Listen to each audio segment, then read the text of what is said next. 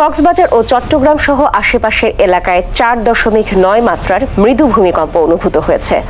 সোমবার ঢাকা ও আশেপাশে আবার মৃদু ভূমিকম্প অনুভূত হয়েছে। 4.1 মাত্রার ছিল কম্পনের মাত্রা। সকাল 6টা বেজে 14 মিনিটে এই কম্পন অনুভূত হয়। ভূমিকম্পের ঝুঁকিতে বাংলাদেশ, আশঙ্কা ব্যাপক ক্ষয়ক্ষতিরও।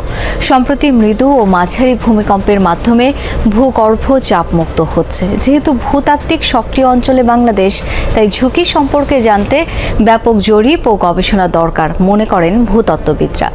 এখনো কিন্তু 3টা বড় বড় ভূমিকম্প আসা বাকি আছে। 6 ডিসেম্বরে কি সেই ভয়াবহ ভূমিকম্প হবে ঢাকায়? সামাজিক যোগাযোগ মাধ্যমের ফিড জুড়ে এখন একটাই আতঙ্ক, তা হলো আগামী 6 ডিসেম্বর নাকি বাংলাদেশে ভয়ঙ্কর ভূমিকম্প আঘাত হানতে যাচ্ছে। ফেসবুক সামাজিক যোগাযোগ মাধ্যমে ব্যাপকভাবে ছড়াচ্ছে এরকম ধরনের তথ্য। সেখানে আবার দেয়া হচ্ছে গ্রহ নক্ষত্রের হিসাব। বলা হচ্ছে 4 ডিসেম্বর 2025 পূর্ণিমা, বৃহস্পতি বক্রী অবস্থায় বর্তমানে জলরাশি কর্কটে অবস্থান করছে।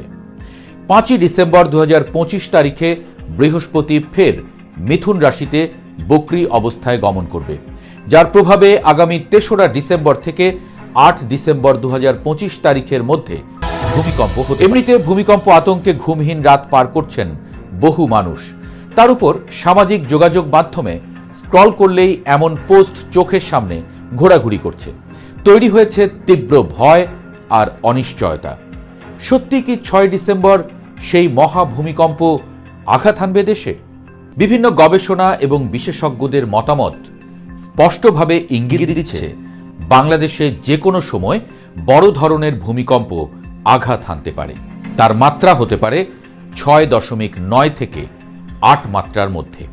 এটি একেবারে সত্য যে দেশের অবস্থান এবং ঐতিহাসিক ভূমিকম্পের পুনরাবৃত্তির সময়কাল বিবেচনা করে বাংলাদেশ একটি সিসমিক টাইম বোমার উপর দাঁড়িয়ে আছে।